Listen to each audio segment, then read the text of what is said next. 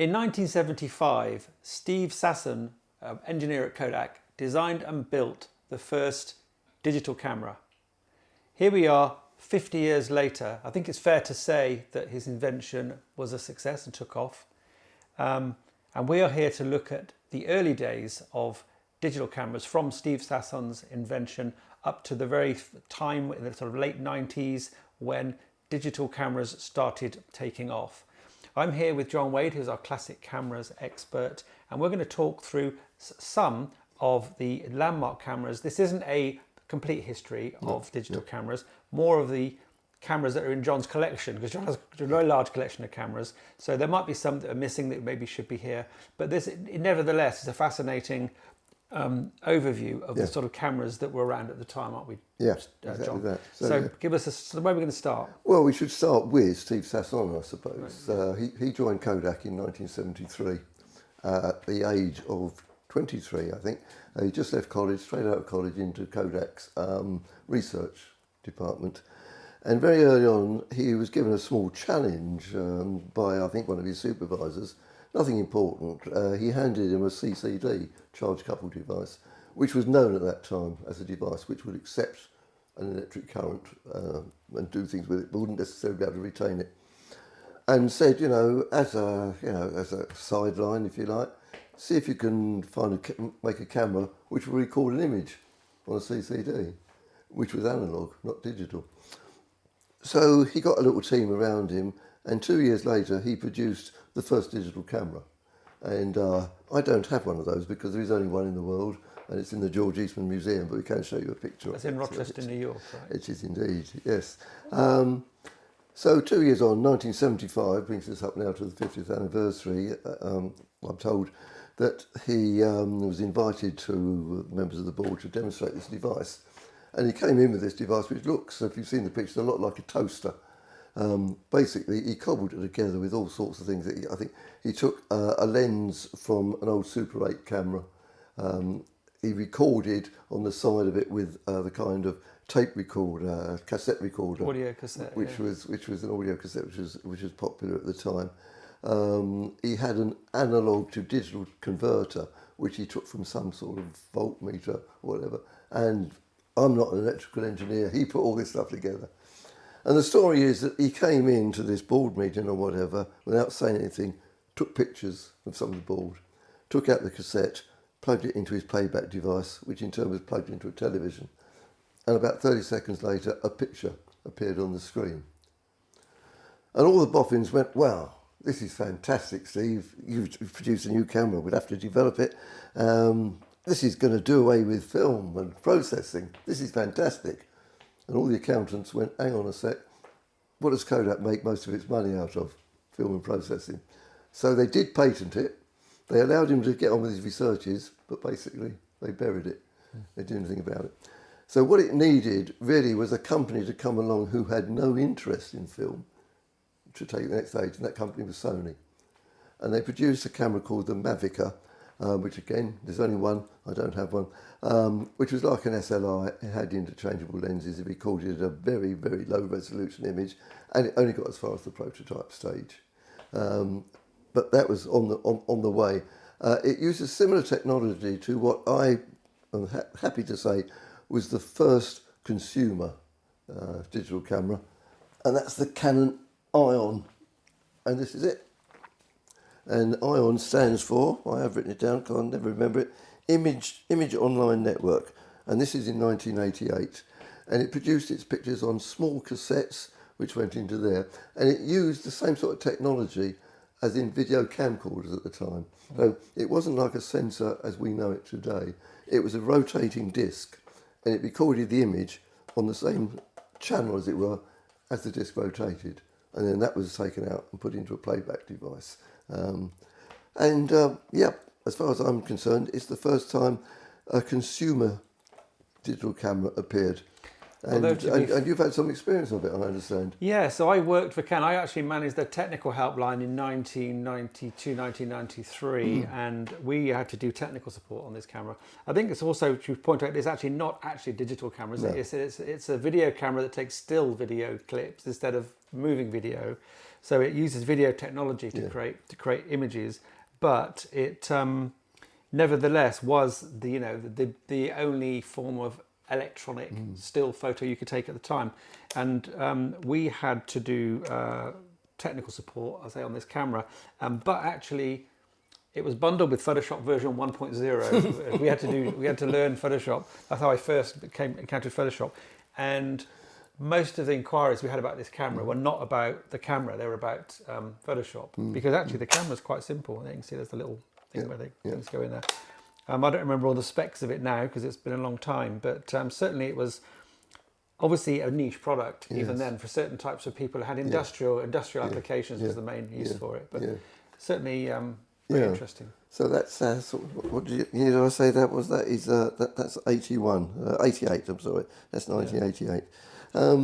Kodak sort of came back into the market eventually in about 1990 with a range of cameras which they called the DCS range. Was that when they realised that other people were going to do it anyway, with or without them? That's right. Yes, you got it about right there.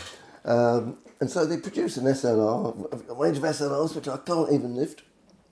This is the DCS100 was the first one, and that had a separate a pack that you hung on your shoulder, the recording.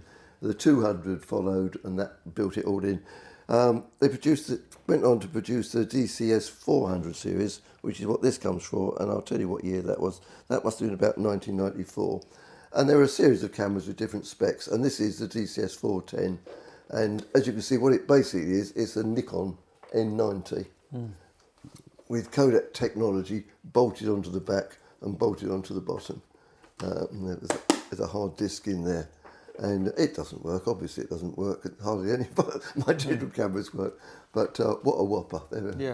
This is what press photographers were using in the mid-90s. Yes. You go to any press photo call, which I did a couple of day in the life of a press photographer. Absolutely. And they had all these things. Obviously the important thing was to get it back to the news desk as quickly as possible, wasn't it? And they transmit these things.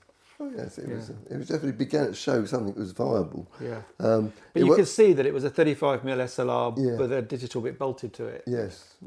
A lot of it earlier, I'm going to show something else again in a minute, was electronic cameras technology getting together with film camera technology and bolting the two together, basically. And it was about this time, same time, Kodak produced a camera I think called the DC-40, which was a consumer camera. But they were just too late. They'd been beaten by the likes of Sony and Apple. Apple brought out the Quick Take, which is very similar to this. This is the Canon Ion, very similar technology. I don't know if this. I've heard that the Apple Quick Take was actually made by Kodak. Yes, it was. Apple. The first two, they made three. The first two were made by Kodak, and the third one was made by Fujifilm. Right. Okay. Yes. Right. Very similar technology. Yeah. Nikon at this time were coming along.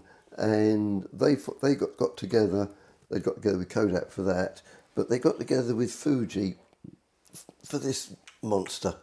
Now, one of the problems when you looked at a film camera and converted it to digital is the sensor size, which in those days, obviously we've got full frame 35mm now, was smaller than a 35mm frame. So the image took a bite out of the middle of the frame, if you like. And what in practicality this meant is if you put a 50mm standard lens on it, you've got the equivalent of an 80mm medium telly. Yeah. And if you wanted like a 50mm real view, you had to put a 35mm lens on it. Well, Nikon decided, God bless them, to get round it with this. And they incorporated into this what they called optical reduction technology. And what happened was the light comes through the lens in the normal way, hits a reflex viewfinder, up to the pentaprism on the top and out of the viewfinder. But that mirror is also semi-silvered, so light travels through it. Right. Hits another mirror at the back, which reflects its light down to another mirror at the bottom, which reflects its light sideways. And in here, there's this technology which reduces the optical image. So you've got a 50mm lens on the camera, you get what looked like a 50mm picture. And there it is. So is this the E2 or the later one? No, this is the E2N, which was a slightly different, but they're much the same. It recorded its images on these enormous PC cards. Oh yeah. And one of those would probably set you back £1,000. The camera would set you back about £15,000. The charger was about 800 quid, something like that. I'm quoting it without lenses. You put a normal Nikon film camera lens on it, so you wouldn't get much change out of 15 or 16,000, perhaps even £18,000 if you bought one of these. So I don't know. 15 to 20 grand. That was the going rate for a DSLR at the time, wasn't it? Yes, absolutely. So that's hold on tight. It's heavy. Yeah, and ugly. And not very ergonomic. And ugly, yes. Although it is kind of like, it just reminds me of like a Mimir RB67 or something. It's Well, like, yes. yeah. I never meant to start collecting digital cameras. That's the trouble. Once you start, you have to have one of those. That's the problem. Yeah. These obviously, most people didn't have that kind of money to spend, did they? Well, no, because I mean, so consumers now are beginning to get, let's say, interested, and I think you got a couple of cameras from your side. Yeah, I think, which sums up that attitude at this time. I was on AP at the time, and the early days of digital cameras, and I remember very clearly reviewing this, or this coming into the office, the Casio QV-10A. Oh yeah, 1995. Does that not be the first with an LCD screen? It was the first digital camera with an LCD screen.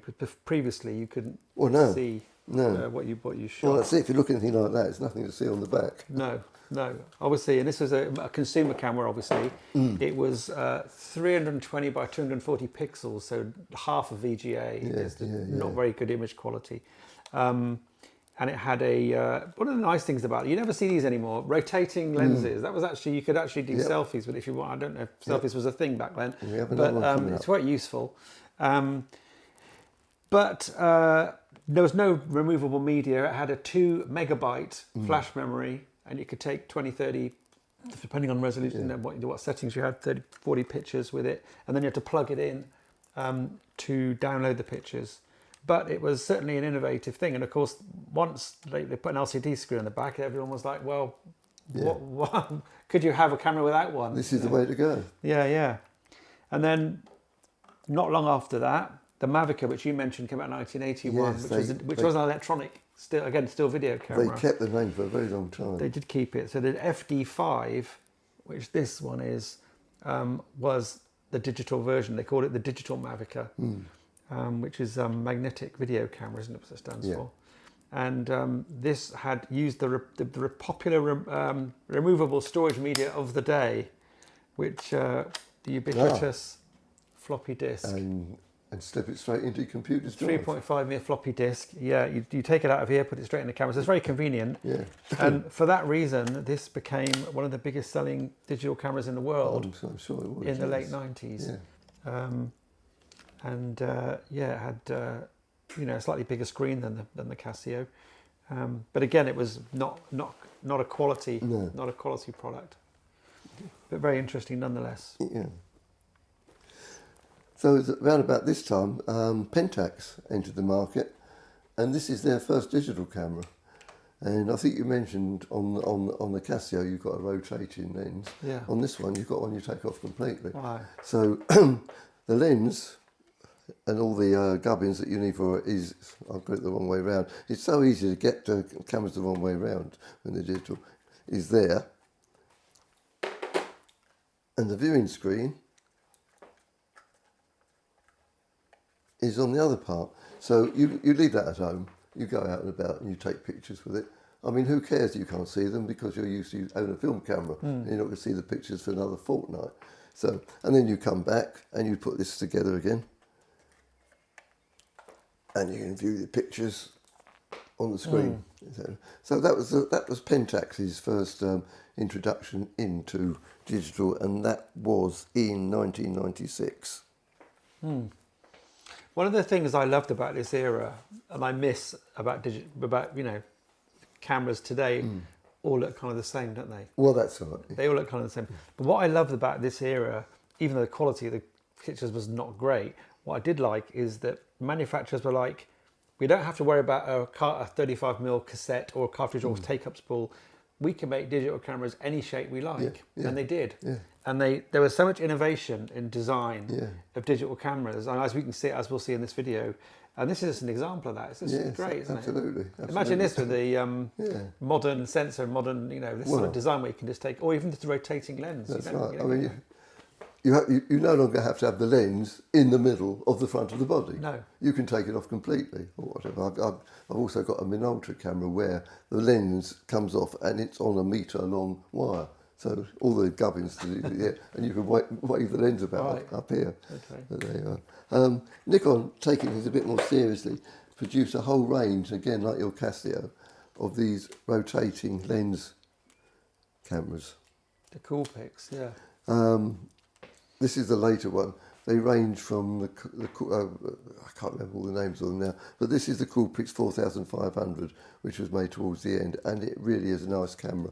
And this was actually the first digital camera, not this actual one, that I handled, because a friend of mine, who was far richer than I was in those days, bought one of these for about £900. And I was amazed to find he was knocking out A3 prints from it. Yeah. I think it's fair to say that at that time, Nikon, those Nikon Coolpix cameras with the twisty lens were the cameras in the sort of fixed lens, camera market. They were the ones to own, weren't they? They were the best. I mean, they were generally regarded as being the best digital cameras. Yeah, they were slightly high, slight price premium because of it, but but everything. Of course, the thing about the digital world is that the film world had come so far at this point with autofocus and automation, etc., that the digital cameras hit the ground running because they already could have all the automation that had been learnt about in the film world. So they could pack a lot into a little camera like that. Yeah. And I say there's a whole range. I've got 5 of these from the range, but that I think is probably the best one. Yeah. And you use it like that. It's a really sound design, isn't it? It is. So you've got the viewfinder, you've also got the LCD screen on the back, etc.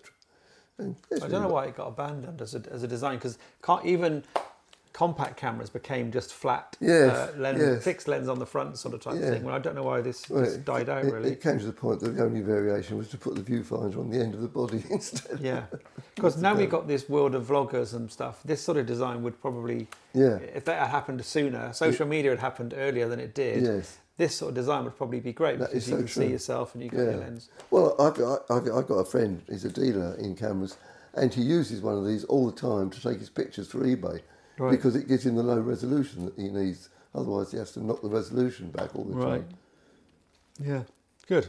That's so I think we're going to. Where am I going to go next? I'm going to go to the Nikon D1. Up until this point, serious cameras were combining digital technology with film cameras. The Nikon D1, as its name implies, was the first camera that was built from the ground, or the first SLR that was built from the ground up by one company, deciding what it was. And so the first dealing, rather than bolting a digital bit onto a film camera, designed as a digital camera from the start. And that's the D1, which is 2.7 megabytes, and was produced in 1999. This is regarded as one of the most groundbreaking cameras. It is, digital cameras, because it came in under £3,000 just, and which meant it still wasn't into the hands of the average amateur. But it did bring it into the hands of the professionals. Yeah. And and I've used it in order to write a feature about it for you. But it's quite nice in its own way. Very heavy, obviously, as they all are. By modern standards, they've got a very small screen on the back, isn't it? Yeah, oh yes, absolutely, absolutely. But in other respects, it handles much the same as anyone that's used a Nikon DSLR. Well, anyone who's used to a Nikon of the later eras would know it immediately. Yeah. It's pure Nikon. Yeah. Yeah. Okay. Meanwhile, we mentioned just now that digital manufacturers could come up with different sizes and different shapes, and they don't come much different to that. And that is a Sony. I've written it down. Sony Cybershot. If you want the full name, it's the DCS410F505V. If you wanted to go in a shop and buy one, But that's they did a few, didn't they? There's a 707 or yes. something as well. A 7 had a 7 in it yeah. somewhere. But again, you know, whatever.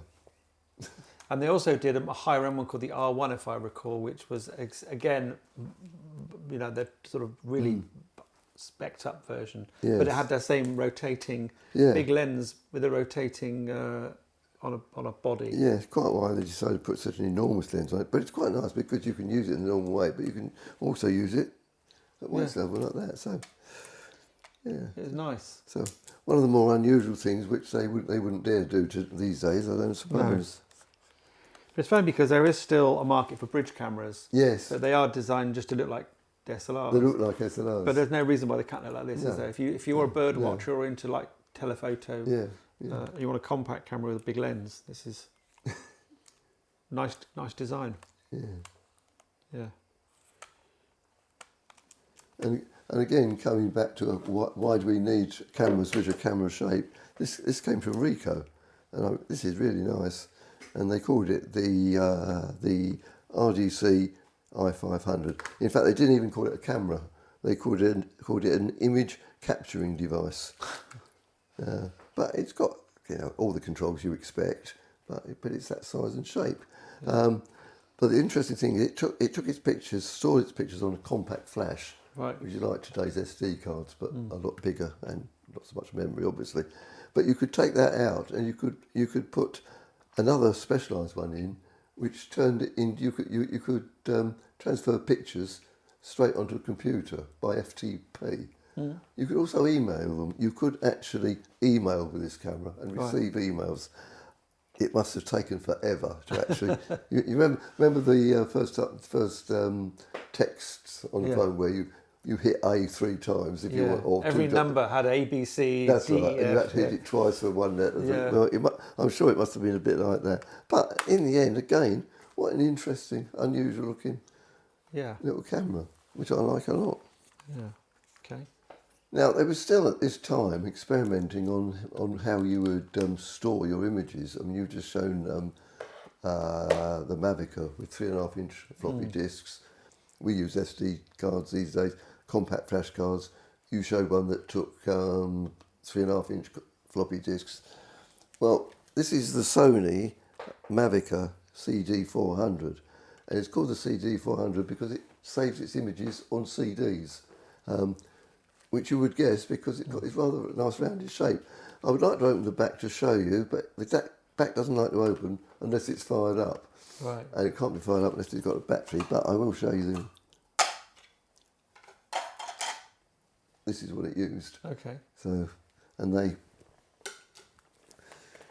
popped into the back of the camera. As you can see, it's the right size and shape, and it saved its pictures on CDs, which makes it a bit unusual. So that's the... Yeah.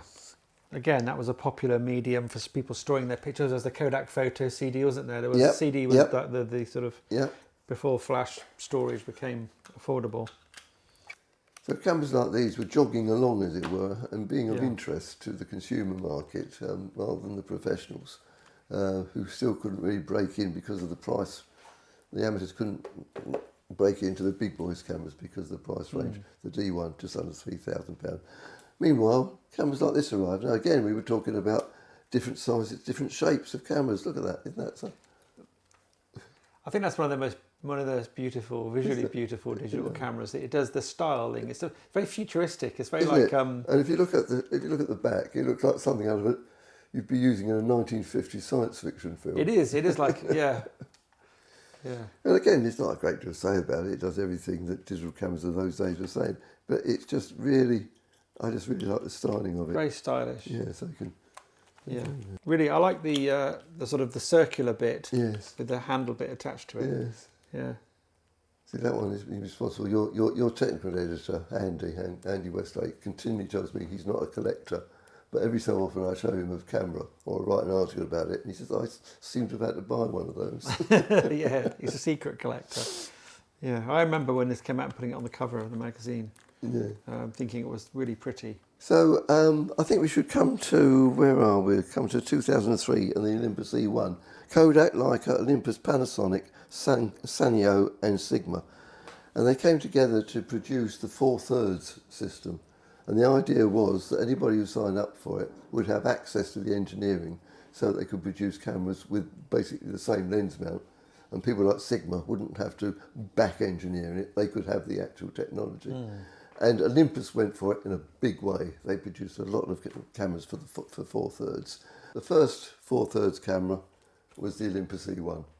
Has its own lens mount, very small mirror as you can see, but that lens mount would then be used by anyone who wanted to sign up for it. And as I say, Olympus must have produced, I don't know, half a dozen cameras.